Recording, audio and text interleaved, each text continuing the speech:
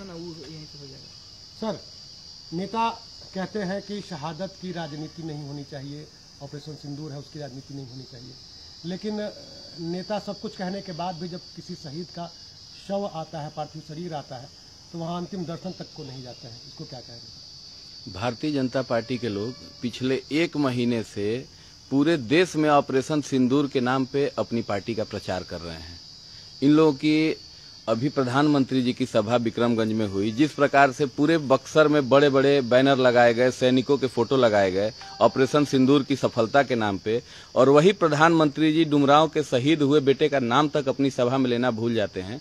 तो ये लोग सिर्फ और सिर्फ ऑपरेशन सिंदूर के नाम पे अपनी पार्टी का प्रचार कर रहे हैं। इन लोग के भीतर किसी भी प्रकार की देशभक्ति की न भावना है, न ही किसी शहीद के प्रति इन लोगों के भीतर संवेदना है। सर, कल भी देखा गया कि चौसा में जब एक शहीद का पार्थिव शरीर आया था, उस समय भी भाजपा के लोग नहीं देखे गए वहाँ पर। तो ये तो जनता को सोचने का विषय है ना, कि जो लोग दिन भर अपनी देशभक्ति का प्रचार पूरे देश स्तर पे कर रहे हैं, आप भारतीय जनता पार्टी के लोगों को देख लीजिए। कल एक भी भारतीय जनता पार्टी का नेता भारत माता की जय का नारा लगाने के लिए और शहीद सुनील सिंह अमर रहें का नारा लगाने के लिए वहां उपस्थित नहीं हुआ, और ऑपरेशन सिंदूर के नाम पे ये लोग घर घर सिंदूर भेजने की बात कर रहे हैं। निश्चित रूप से ये बहुत ही शर्मनाक है, और सेना द्वारा दिखाए गए अपने पराक्रम और परचम का गलत तरीके से लोगों तक प्रचार प्रसार कर ये लोग अपनी पार्टी का प्रचार कर रहे हैं। इन लोग के भीतर किसी प्रकार की कोई देशभक्ति की भावना नहीं है। शहीद को भी अब जात से जोड़कर देखा जा रहा है।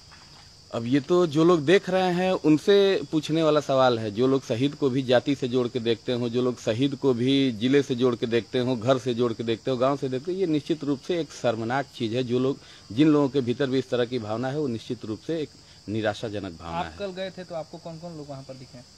हम लोग गए थे कल, सभी हमारे युवा कांग्रेस के साथी थे, सभी लोग हम लोगों ने, भाई हमारे लिए तो एक तरह से ठीक है, ये जिस परिवार पे बीतता है उसके लिए तो दुख की घड़ी थी, लेकिन बक्सर जिले के लिए ये गौरव का विषय है कि बक्सर के सुनील सिंह ने ऑपरेशन सिंदूर के तहत शहादत देके बक्सर जिले का नाम रोशन किया है। और निश्चित तौर पे हमारी बिहार सरकार से मांग है कि चौसा में एक बढ़िया शहीद उद्यान का उनके नाम पर शहीद उद्यान बनाया जाए, और उसमें शहीद सुनील सिंह जी की प्रतिमा लगाकर एक बड़े ही अच्छे तौर पे उनको सम्मान दिया जाए। जब बक्सर के बेटा बेटी कह करके बहुत सारे पोस्टर बैनर से पूरा शहर पट जाता है, लेकिन कल जब एक बेटा शहीद हुआ तो वहाँ पर कोई नहीं दिखाई दिया।